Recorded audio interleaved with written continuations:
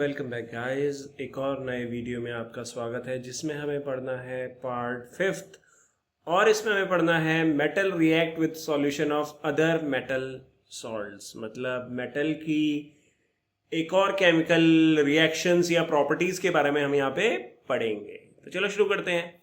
Welcome back guys, आज हम class 10th chemistry के चैप्टर 3 का पार्ट 5th पढ़ेंगे जिसमें हमें पढ़ना है हाउ, कैसे जो मेटल होता है वो रिएक्ट करता है with the solution of other metal salts. ठीक है, एक्टिविटी से समझेंगे तो समझ में आ जाएगा।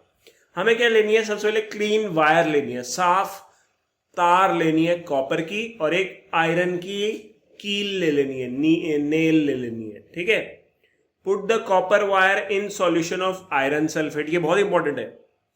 कॉपर वायर को हमें किस में डालना है, आयरन सल्फेट सॉल्यूशन में डालना है। ऐसे टेस्ट ट्यूब लेनी है, उसमें हमें आयरन सल्फेट डालना है।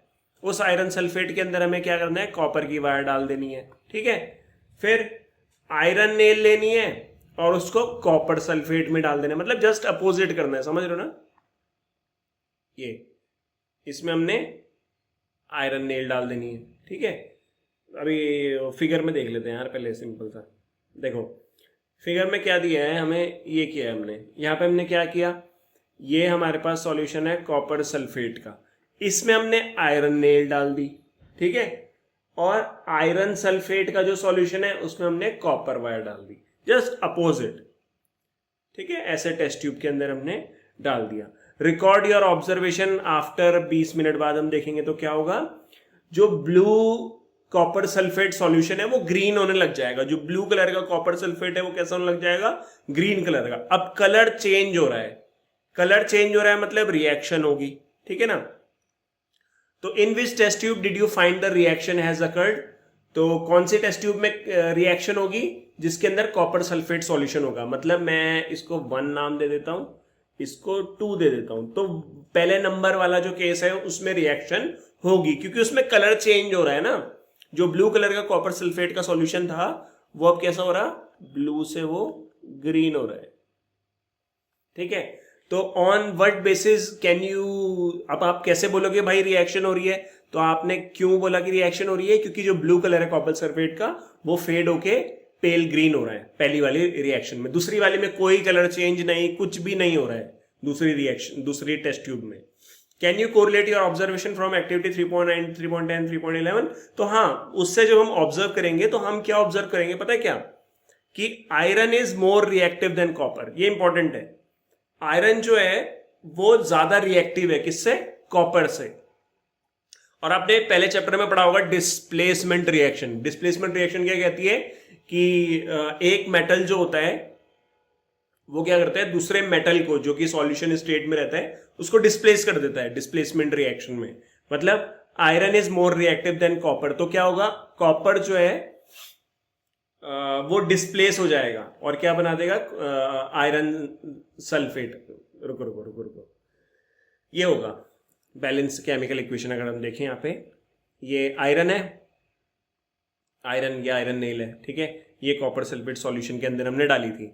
तो ये आयरन क्या करेगा, ये आयरन कॉपर को डिस्प्लेस करेगा, मतलब कॉपर की जगह ले लेगा और क्या आ जाएगा, FeSO4 हो जाएगा। पहले CuSO4 था, FeSO4 हो गया, और यहां से कॉपर जो है डिस्प्लेस होके ये अलग निकल गया।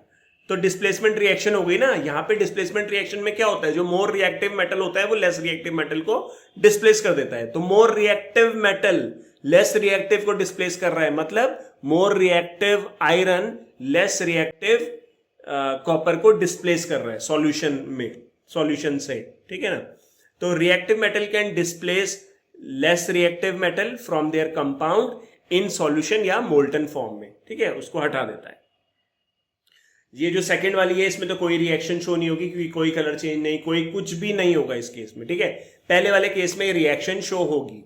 अब पहले वाले केस में रिएक्शन शो हो रही है तो इसमें क्या क्या होगा, कॉपर सल्फेट सॉल्यूशन जो ब्लू था वो ग्रीन हो जाएगा।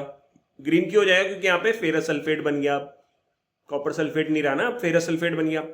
दूसरा, आयरन नेल जो है वो कैसी हो जाएगी, ब्राउन हो जाएगी। मतलब उसके ऊपर क्या होगा, ब्राउन कोटिंग हो जाएगी कॉपर की ब्राउन कोटिंग आ जाएगी कील के ऊपर। तो इन सब चेंजेस से मुझे पता चलेगा कि रिएक्शन हुई है। तो we can see in the previous section that all metal are not equally reactive, सही बात है ना, सारे मेटल इक्वली रिएक्टिव तो होते नहीं है, कोई ज्यादा कोई कम रिएक्टिव होता है। We check the reactivity of various metals with oxygen, water और एसिड। इनके साथ हमने देखा है कि बहुत सारे मेटल्स की हमने रिएक्टिविटी देखी है ना, ऑक्सीजन, वाटर और एसिड के साथ। But all metal do not react with these reagents. बहुत सारे ऐसे मेटल होते हैं जो इन रिएजेंट्स के साथ रिएक्ट ही नहीं करते। So we were not able to put all metal sample we have collected in decreasing order of their reactivity. तो डायरेक्टली हम ऐसे ही डिक्रीजिंग ऑर्डर ऑफ रिएक्टिविटी में नहीं बना सकते मेटल की एक सीरीज को, ठीक है ना, क्योंकि बहुत सारे रिएक्ट कर रहे हैं, बहुत सारे रिएक्ट नहीं कर रहे, कुछ ज्यादा रिएक्ट कर रहे हैं, कुछ कम रिएक्ट कर रहे हैं। तो डिस्प्लेसमेंट रिएक्शन आपने पढ़ी है चैप्टर 1 में, इससे हमें एक बेटर एविडेंस मिलता है about the reactivity of the metal.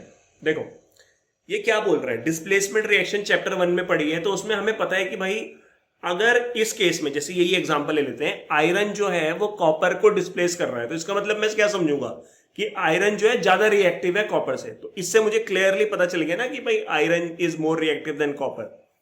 तो it is simple and easy if metal A displaces metal B from it solution. Metal A metal B को डिस्प्लेस कर देगा, it is more reactive than B. सही बात है, metal A solution of metal B, salt of metal A and metal B, इसको आप इससे इस वाली रिएक्शन से कोरिलेट कर सकते हैं और आपको आइडिया लग जाएगा, ठीक है। तो इस तरीके से ये चीज हो गई।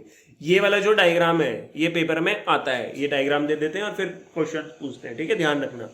विच मेटल, कॉपर और iron is more reactive according to you observation. तो कौन सा है ज्यादा रिएक्टिव भाई, आयरन इज मोर रिएक्टिव, ठीक है। यहां तक हो गया अपना। अब इसके बाद आता है रिएक्टिविटी सीरीज। रिएक्टिविटी सीरीज क्या होता है, reactivity series is a list of metals arrange in order of their decreasing activity. मतलब इसमें हमने क्या किया, मेटल को अरेंज किया in order of their decreasing reactivity. मतलब सबसे पहले जो सीरीज में सबसे पहला मेटल होगा वो सबसे ज्यादा रिएक्टिव होगा, सबसे नीचे जो होगा वो लीस्ट रिएक्टिव होगा। आफ्टर परफॉर्मिंग डिस्प्लेसमेंट एक्सपेरिमेंट, हमने डिस्प्लेसमेंट रिएक्शन करी एक्टिविटी 1.9 से 3.12 में तक, एंड फॉलोइंग सीरीज अपने को मिल गई नोन एज द रिएक्टिविटी और activity series has been developed. तो ये आपको ध्यान होना चाहिए यार। अब यहीं पे आप देख लो, आयरन ने क्या किया था, कॉपर को डिस्प्लेस किया था। तो ज्यादा रिएक्टिव कौन है, आयरन रिएक्टिव है, कॉपर लेस रिएक्टिव है, तो इसीलिए आयरन ने कॉपर को डिस्प्लेस कर दिया था। Most reactive is potassium, least reactive is gold. अच्छा, गोल्ड की एक और प्रॉपर्टी हमने इस चैप्टर की शुरुआत में पढ़ी थी फिजिकल प्रॉपर्टी में, कौन सी थी वो, जिसमें हम तार बना देते हैं इसकी लंबी। चलो इतना ही रहने देते हैं यहाँ तक। तो बाकी वो गोल्ड के बारे में बताना कि गोल्ड की कौन सी प्रॉपर्टी, गोल्ड इज मोस्ट, ये वाला मेटल होता है, ये वाला मतलब डैश, वो उसको आपने बताना है कि क्या रहता है वो, ठीक है। तो इतना ही रहने देते हैं यार, इस वीडियो को, छोटा सा वीडियो था ये। इसके बाद हम नेक्स्ट करेंगे, नेक्स्ट टॉपिक जो है जो भी रहेगा उसको करेंगे। तो आई होप आपको पसंद आया होगा। Please like, share, subscribe and bye bye.